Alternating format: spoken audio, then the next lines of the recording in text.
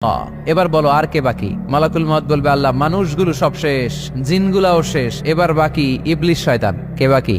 ইবলিসরেও শেষ করো। ইবলিসও শেষ। আল্লাহ আবার জিজ্ঞেস করবেন ইয়া মালাকাল মউতি মাইয়াবকা, আর কে বেঁচে আছে বলো? মালাকুল মউত বলবে আল্লাহ আপনার কথা অনুযায়ী পৃথিবীর সব মানুষের রূহ কবজ করলাম, সব জিনদের রূহ কবজ করলাম, ইবলিসের রূহ কবজ করলাম, এখন আছে শুধু ফেরেশতারা। আছে কারা? যাও ফেরেশতাদের রূহ কবজ করো। ফেরেশতাদের রূহ কবজ হয়ে যাবে। এবার আল্লাহ জিজ্ঞেস করবেন ইয়া মালাকাল মউত আখবিরনি মাইয়াবকা। মালাকুল মউত বলবে আল্লাহ আপনার কথা মতো ধরে ধরে সব শেষ, ফেরেশতাও শেষ, 4 জন ছাড়া। কয়জন ছাড়া? জোরে বলেন কয়জন ছাড়া? ইসরাফিল, জিব্রাইল, মিকাইল, আজরাইল। আল্লাহ এই 4 জন আমরা বাকি। আল্লাহ বলবে যাও ইযহাব ইনতালিক ইলা জিবরিল ওয়াকবাদ রূহা, জিব্রাইলের রূহ কবজ করো। ইযহাব ইলা ইসরাফিল ওয়াকবাদ রূহা, ইসরাফিলের রূহ কবজ করো। ইযহাব ইলা মিকাইল ওয়াকবাদ রূহা, রূহ কবজ করো। ওই 3 ফেরেশতাও শেষ। এবার আল্লাহ তাআলা জিজ্ঞেস করবেন ইয়া মালাকাল মউত আখবিরনি মাইয়াবকা, এ মালাকুল মউত আর কে বাকি আছে বলো? মালাকুল মউত বলবে আল্লাহ আপনার কথা মতো মানুষগুলো শেষ, জিনগুলো শেষ, ইবলিস শেষ, আমার বাকি 3 ভাই ইসরাফিল, মিকাইল, জিব্রাইলও শেষ, শুধু আমি, শুধু আমি। আল্লাহ বলবেন কেউ নাই? মালাকুল মউত বলবে না আল্লাহ কেউ নাই। এবার আল্লাহ তাআলা বলবেন মালাকুল মউত তুমি তো সবাই রে মারছো, এবার তুমি মরো, এবার তুমি মরো, তুমি মরো।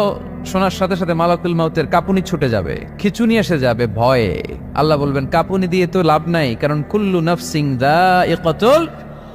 রাব্বুল আলামিন বলবেন মালাকুল মউত কেঁদো না, এটাই দুনিয়ার বিধান, আমি আল্লাহর দেয়া বিধান, এটাই জন্মালেই মরতে হয়। যাও জান্নাত জাহান্নামের মাঝখানে একটা জায়গা আছে, জায়গাটার নাম হলো আরাফ। এই আরাফের মধ্যখানে যে দাঁড়াও, ওখানে যে মালাকুল মউত কাঁপতে থাকবে।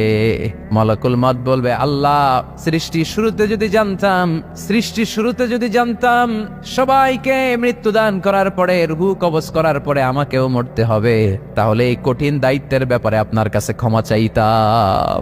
আজকে আমারও যে ভাগ্য বরণ করে নিতে হবে সৃষ্টির শুরুতে, আমি এটা কল্পনাই করতে পারি নাই। আল্লাহ বলবেন নো টক, মুত ইয়া মালাকাল মউত, মর, মরে যা, মুত, মরে যাও। বলার সাথে সাথে মালাকুল মউত এক বিকট চিৎকার হাঁকিয়ে মরে যাবে। মালাকুল মউতের চিৎকারটা সেদিন এত ভয়ঙ্কর হবে, বিষ্ণু ঈসা ইসলাম বলেন ওই চিৎকারের আওয়াজ যদি পৃথিবীর মানুষেরা কান দিয়ে শুনতে পেত, তাহলে কিয়ামত সংগঠিত হওয়ার জন্য আলাদা করে ইসরাফিলের সিঙ্গার প্রয়োজন হতো না। ওই চিৎকারের আওয়াজে প্রতিটা মানুষ কানের পর্দা ফেটে ওই জায়গায় লাশ হয়ে পড়ে যেত। এবার ডানে বায়ে সামনে পেছনে উপরে নিচে কেউ নাই, একজন ছাড়া। জোরে বলতে হবে তিনি কে? আল্লাহ তখন পৃথিবীকে একটা ডাক দিবেন, বলবেন ইয়া দুনিয়া আইনা আনহারুকি, এই পৃথিবী তোর নদীগুলো কোথায়? ইয়া দুনিয়া আইনা আশজারুকি, এই পৃথিবী তোর গাছগুলো কোথায়? বটতলা। ইয়া দুনিয়া আইনাল জিবাল, তোর বড় বড় মাউন্ট এভারেস্ট পাহাড়, আলাস্কা পর্বতমালা, আলপস পর্বতমালা, এগুলো কোথায়? তুর পাহাড় আজকে কোথায়? ইয়া দুনিয়া আইনাল মুলুক, রাজা বাদশারা কোথায়, যারা ক্ষমতার দাপটে পা জমিনে ফেলতে চাইতো না? আইনাল জাবাবেরা, অত্যাচারী স্বৈর শাসকগুলো আজকে কোথায়? কোথায় আজকে? কোনো আওয়াজ নাই। আল্লাহ তখন হুঙ্কার দিয়ে বলবেন লিমানিল মুলকুল ইয়াউম, who belongs the kingdom today. আল্লাহ চিৎকার দিয়ে বলবেন আজকে ক্ষমতা কার? আওয়াজ করে বলেন সেদিন ক্ষমতা কার?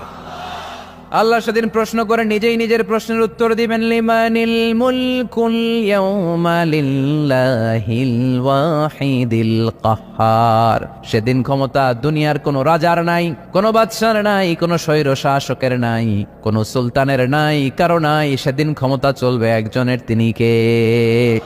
তার নাম হচ্ছে রহমান। তার নাম কি? আরো জোরে বলেন কি নাম? এজন্য রহমান কারে বলে আজকে চিনতে পারছেন? তার দয়ার শেষ আছে? তার ক্ষমতার কোনো কুল কিনারা আছে? তার ধন ভান্ডারে কোনো কমতি আছে? এজন্য লা বিশাইইন মিন নিআমিকা রাব্বানা নুকাযযিবু ফালাকাল হামদ, we don't deny any of your mercy and blessings, all praises to you. আল্লাহ তোমার কোন নিয়ামতকে আমরা অস্বীকার করি না। আল্লাহ প্রথমে ধমক দিয়ে বলছেন এই মানব জাতি আর জিন জাতি, আমার কোন নিয়ামতকে অস্বীকার করবি? আমরা বলি কোনোটাই অস্বীকার করি না। সকল প্রশংসার মালিক একজন, তিনি কে? ইমাম বাইহাকি বলেন আল্লাহর হাবিব সাল্লাল্লাহু আলাইহি ওয়াসাল্লাম ইরশাদ করেছেন ইন্না লিকুল্লি শাইইন আরুস ওয়া আরুসুল কুরআনি সূরাতু আর রহমান। আলেম ওলামারা বলেন তো আরুস মানে কি? মাশাআল্লাহ, নববধূ। আরুস মানি নতুন বউ, আরুস মানি নতুন বউ, নববধূ। আল্লাহর হাবিব বললেন লিকুল্লি শাইইন আরুস, সবার একটা করে নববধূ হয়, আর কোরআনের নববধূর নাম সূরা আর রহমান। ইন্না লিকুল্লি শাইইন আরুস ওয়া আরুসুল কুরআনি সূরাতু আর রহমান। দুনিয়ার প্রত্যেকের জন্য আল্লাহ একজন করে নববধূ দান করেছেন। আল্লাহর কোরআনেরও একটা নববধূ আছে।